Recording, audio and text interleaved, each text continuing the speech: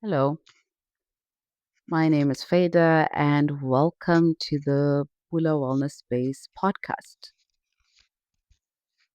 What's Pula Wellness Space about? We shall save that for another day, perhaps. We are going to get right into what is on my mind right now, because otherwise, I'll never start the podcast. Yeah, hello. I hope that wherever you are, you're well. And if you're not well, that you have the support and the resources around you to, to support you. And you remember that you always have the resources within you, that there's something special within you, um, within your body, within your mind, within your spirit, within your being, really, that always knows what you need. So, yeah, hello, Thobela, Dimela, Moloin. Today, what is on my mind is the concept of go itheeletša, kuzimamela, which translates to listening to yourself. And I'm thinking actually the first few episodes of this podcast will be about wellness and well being in relation to language. Um, I am profoundly curious and passionate about how to how people stay well, how people return to wellness when something has come up that's changed that. Because when people are holistically well, this allows them to show up more as themselves and share with us the gifts that they bring into the world. Because I believe that you are bringing in incredible gifts into the world. Every single one of us is. Um, and the language bit, um, I love language. I love language. My home language is Sepedi. And one of the things that I've found um, fascinating in the past 3 years where I've been teaching the language um, to beginners, like to adults learning the language for the first time, for conversational purposes. I feel like I've learned so much or have seen the language in a new light. Um, and in the same sense, in the past couple of years, I've had to learn Isxhosa, um, and I'm currently learning Xitsonga. And yeah, my view is that there is so much knowledge that is embedded within our languages, um, within the African languages. Within I speak particularly about the South African languages because those are the ones that I know currently.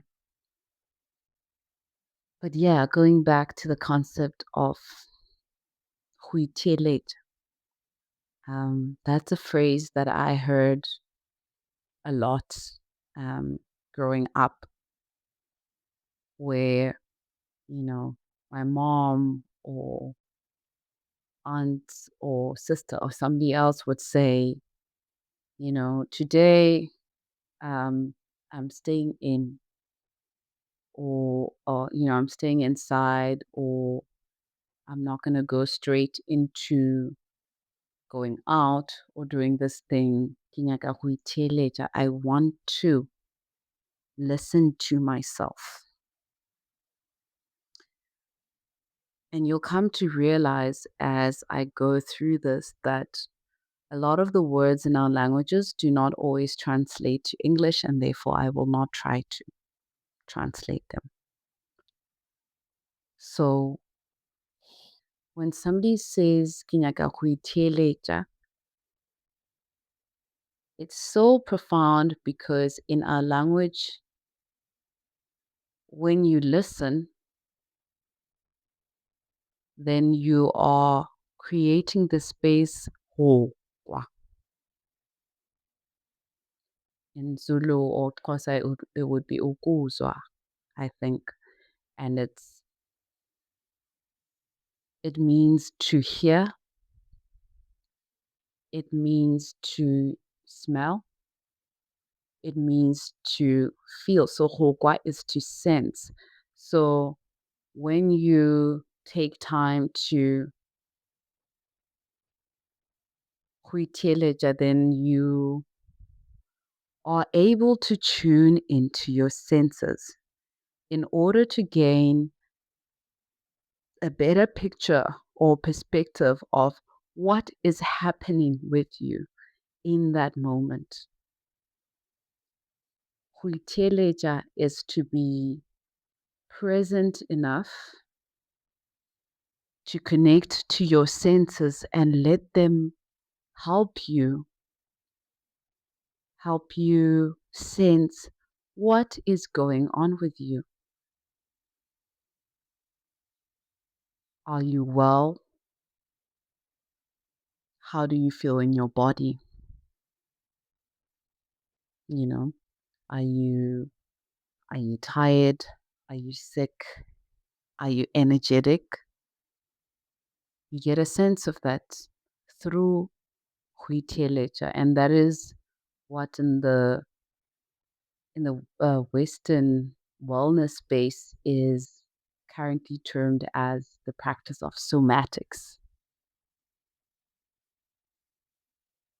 feeling into the senses in your body and letting that give you information about how well you are, or how a certain situation or conversation or whatever has been happening around you may be affecting your being through sensing, hukwa, listening to your senses.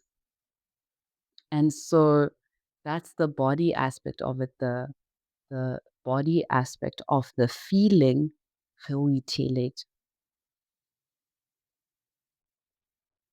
And I think within that, we remember that hokwa is to hear as well. And so when you take time to be present, huiteleja, then you're creating the space to hear, to tune into your intuitive thoughts about what might be happening, to hear the voices of your angels, um, your ancestors in that moment. And those things that's another avenue for gaining insight into what is happening within me in relation to what is happening around me in that moment, right? Um, I haven't thought so much about the sense of hokwa as smell, so I won't go into that deeply. But the really nice thing as well is that hokwa also means to feel, right? Um, and I think that ties back into the somatics aspect of it, because hokwa, ukuze, as to feel, then tells us that in order to tune into what emotion am I experiencing right now, um, it is helpful to feel what sensations we're feeling in the body. Um, in my own personal um, practices that I do in order to cultivate self awareness, and I think mainly yoga, um, I've been able to notice that, for example, when I am anxious, I feel it in my feet, right? It feels like my feet are tense when I am anxious or very, very worried, and sometimes around my chest, and my chest feels tight as if it's effortful to kind of take a breath. And I think that the chest one is quite a common sensation that people might feel when they're feeling uneasy or they're feeling anxious.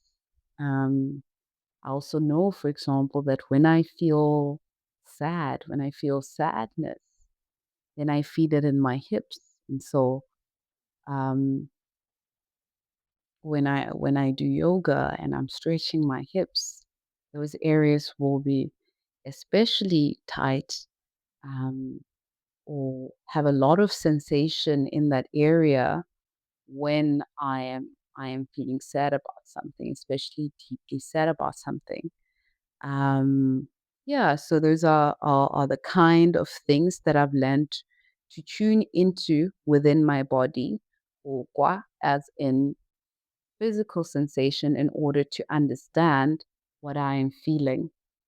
And I think we often speak about somatics and feelings in terms of the negative emotions, but I think it's good to also see that it applies even for the ones that aren't negative, because when I feel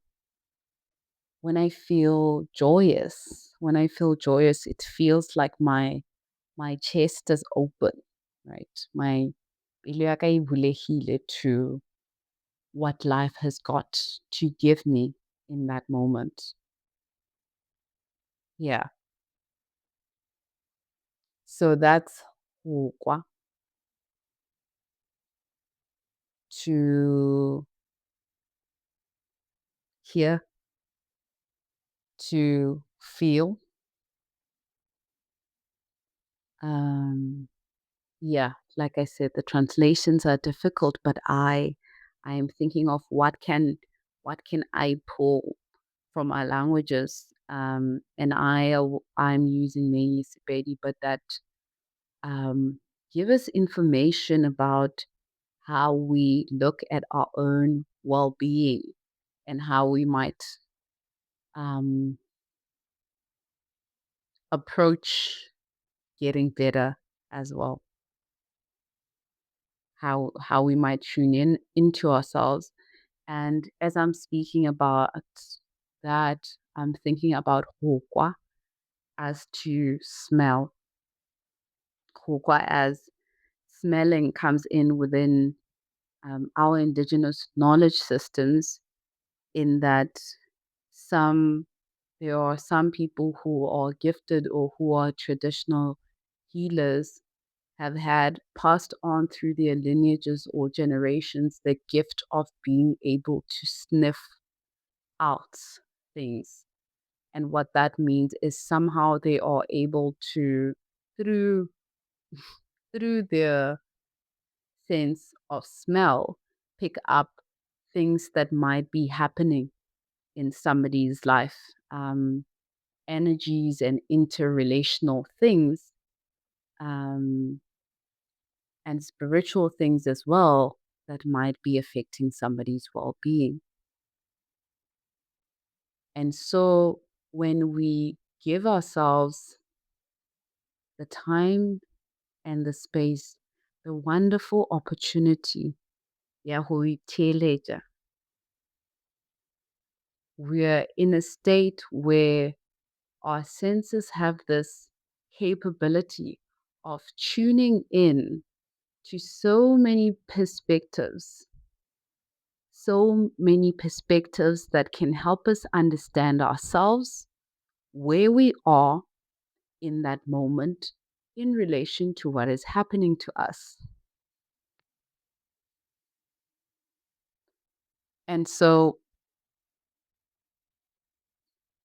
what I would recommend is itheeletša. Take time to do that. Our elders knew that that was important. It is embedded in our knowledge systems that there are so many ways of understanding ourselves and where we're at, and itheeletša is one of them.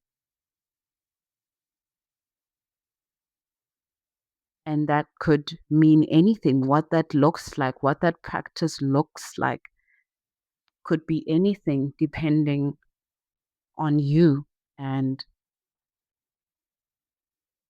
what you respond to, what is helpful for you. For some people, itheeletša is sitting still and not doing anything in their home space. For some people, is sitting outside, getting some sun, being out in nature somewhere, maybe being by a water source. For some people, itheeletša is going for a run and being able to hear more of your own um, thoughts and feel your body. I think sometimes when people think about itheeletša somatics, um, they think about slow practices or practices of stillness, but there's so much value also in movement. Itheeletša could look like you running, because for some of us, that is what you need to do to be able to bring back your attention to the body, because there are so many things within our lives on a daily that try to take our attention, right? For some person, itheeletša could look like doing cleaning their house, cleaning your house or ironing your clothes. In occupational therapy, it's called centering. And centering really is doing kind of everyday, repetitive kind of activities. And that's been found in a way to contribute to well being, because you almost kind of tune into this repetitive movement and action. And in a way, that's a form of meditation. And so, all I'm trying to say is the practice of itheeletša may look different for everyone, but it is an important one. I am curious about languages that I may not know. So if you speak a different language, if this kind of thinking or perspective exists within the knowledge system of your culture or within the language, if you have direct translations of the things that I am describing, yeah, I'm curious about those. Okay, that's all. Seems like we've started with the podcast. We'll see where it goes from here. I might continue with the language and wellness sort of thing, um, and see where that goes. My passions lie within that space. I don't want to plan things just as I haven't planned today's episode, which shall be the first episode. I'm just going to go with the flow. All right. Stay well, and I'll see you in the next episode of the Pula Wellness Space Podcast. Cheers.